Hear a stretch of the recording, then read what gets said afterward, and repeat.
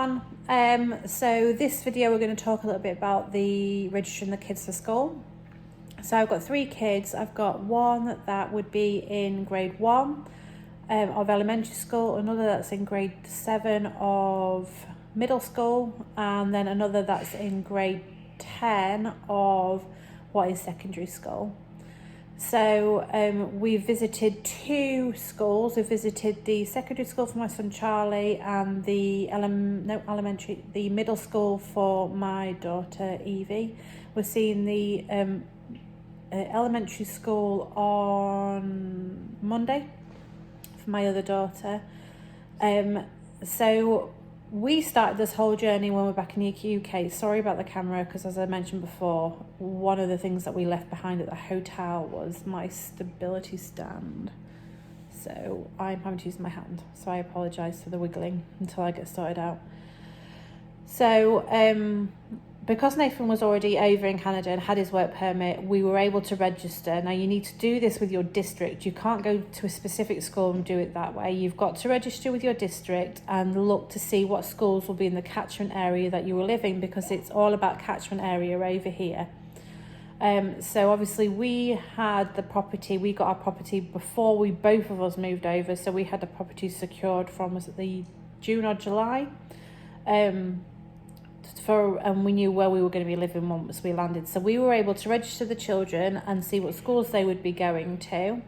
Once we'd registered them, we had to submit the documents for Nathan, and then we submitted the documents for the children. So we had to put in, I think it was birth certificates, passports, and like an explanation that we'll be coming over it in October, and then we'll upload the documents for the kids at that point, which is what we have done.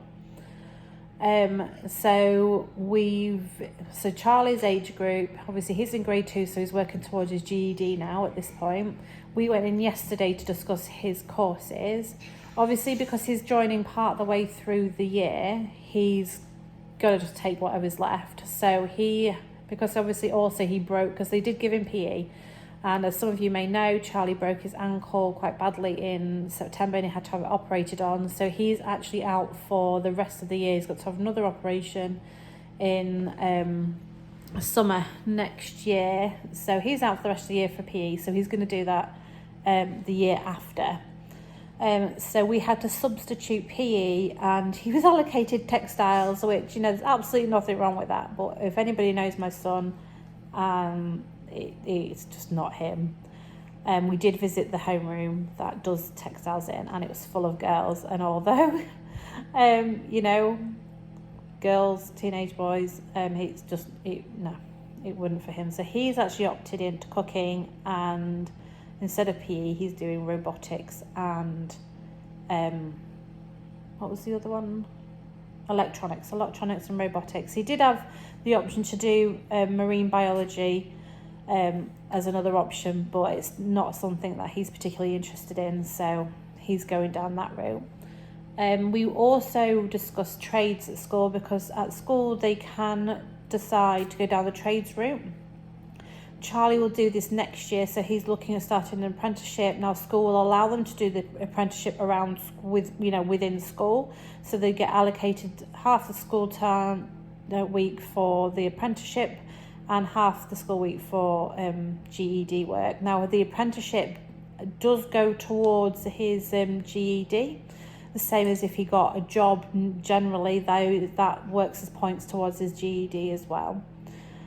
So he's going to change through to metals for next year, and PE as his optional extras, and then he will also do the apprenticeship, which I think is really good, because these days the cost of university fees are astronomical, especially over here. I know that we do get help towards these through the company that Nathan's working for. However, Charlie will not only get his GED, he'll also sit what's called the Red Seal exam, and if he passes that, he'd have the journeyman, which is the highest qualification you can get as a trader over in Canada. And he would then leave school at 18 with his GED and his journeyman, and then he can go on and obviously if he gets the apprenticeship and hopefully gets a full-time job through the company, and then goes on from there. Evelyn we went to have a look at her school. So they do lots of like extras, so they're doing mountain biking, they're doing outdoor pursuits, they're doing survival skills. That's all around their standard schoolwork. Obviously French is very integrated. Freya will do some sort of French immersion during her time at elementary school, so that it becomes an easier language for her to pick up.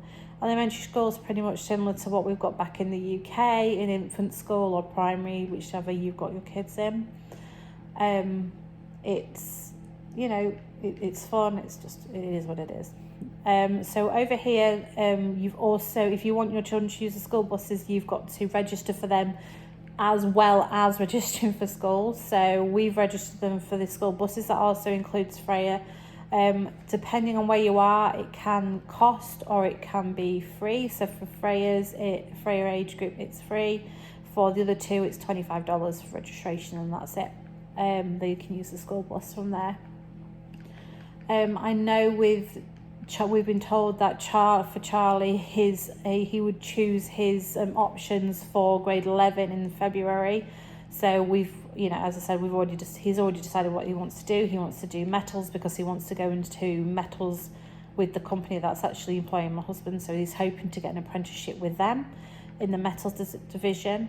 So he'll do metal work, and then he'll do his PE, so his rugby at school, and then he will also, I think, he's look at doing some extra credit. So that's exciting. There's lots of things, like there's lots of out of school clubs and things like that they can do over here. It's amazing. So we can't complain. It's big in ice hockey. They have their own ice hockey rink here at the school. So not at the school, they're in town, so they use that for their ice hockey team. It's not something Charlie wants to do. We did explain it's probably very much like rugby on ice, apart from you use sticks. It's not something he wants to pursue, which is absolutely fine. It's completely his choice. We're getting the kids into some outside of school activities. So I know that just because knowing what they're going into, especially the girls, Freya's going to start dancing and ice skating lessons. Now it's so super affordable over here.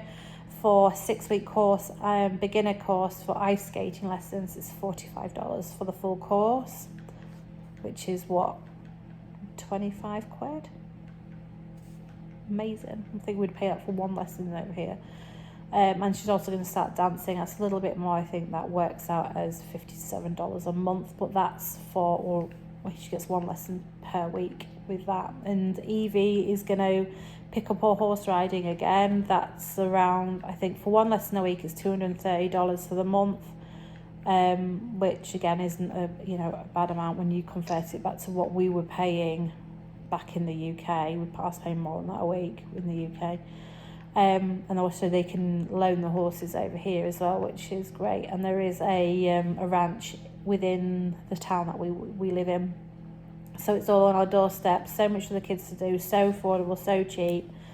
It's definitely, look into what's out there for your kids in the area. There's also, if you're wanting to do like the ice hockey, the equipment is expensive, but a lot of places have second-hand equipment stalls and things like that through school, or through like local charity shops and places like that. Or a lot of you do find that people resell it online or in your Facebook groups for your local towns. If you have any questions about registering for your school, how to find your school district, please give me a shout. I'm more than happy to send you links. Just remember that we are in BC, so my knowledge is through my experience is within British Columbia. But as far as we're aware, I think it's very similar across the board where you live. Okay, that's it for me. Thank you. Bye.